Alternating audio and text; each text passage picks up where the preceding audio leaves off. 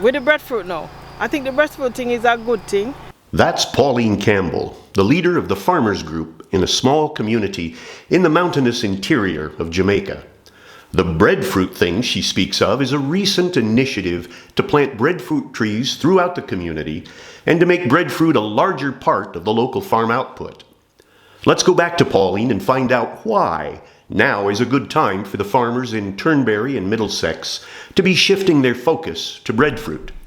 I think the breadfruit thing is a good thing because we're not young. We are getting old. I am almost 60 right now. So looking 10 years down the line, I can't do this, what I am doing now, but I will have a few breadfruit trees that I can live off. Breadfruit isn't a new crop for Jamaica. It's been here since the mid-18th century. But today, most people collect breadfruit from scattered trees wherever they happen to grow, rather than deliberately planting them. That's about to change. Ever since I was a child, I've been eating breadfruit up until this day. More, because people always grow up and see breadfruit. We never plant any. We just grow up and saw it. Now we are planting breadfruit. The project is sponsored by Trees That Feed Foundation, an American nonprofit organization that promotes breadfruit and other tree crops throughout the developing world.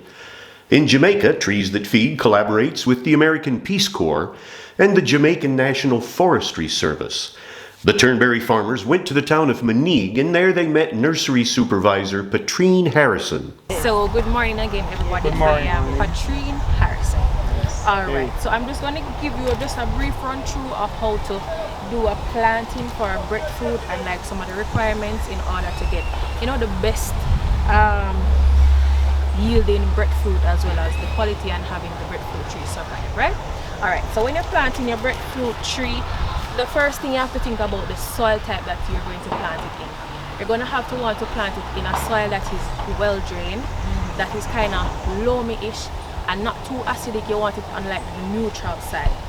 So after you plant it, you're going to try to give it like a fertilizer, like a NPK.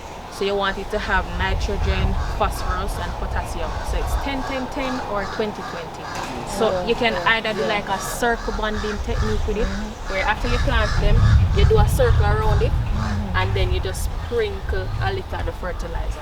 Okay. So the breadfruit tree normally wants sunlight, so probably like 6 to 8 hours of sunlight per day would do well for the breadfruit tree. Her instructions went smoothly until someone asked a specifically tough question. It's an important consideration. The Jamaican countryside is rich in grass, and cows and goats are everywhere. Sometimes they're fenced in, sometimes tethered in one place, and sometimes they roam free in the uncultivated bush. Lord have mercy. No animal not eat it done. So when you plant it, tell Mr. John Tom to keep him animal far, right? After the lecture, the farmers loaded up their seedlings and drove them back home to Turnberry, Middlesex. And then came the task of planting them in 1s and 2s and 3s across the community. Once the young seedlings are in place, farmers will see that they get consistent watering and occasional fertilizer, and not forgetting to set up some protection against those wandering goats. Jamaican farmers grow a wide variety of crops, both to eat and to sell. Banana, sugarcane, coffee, oranges, chocolates, Irish potato, yam.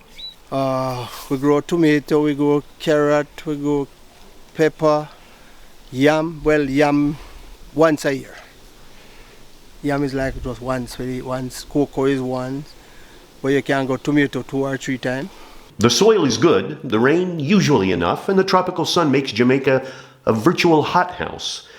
But the land is too steep for tractors, and most tilling is done with machetes and forks. It's hard work, and that's where the breadfruit comes in.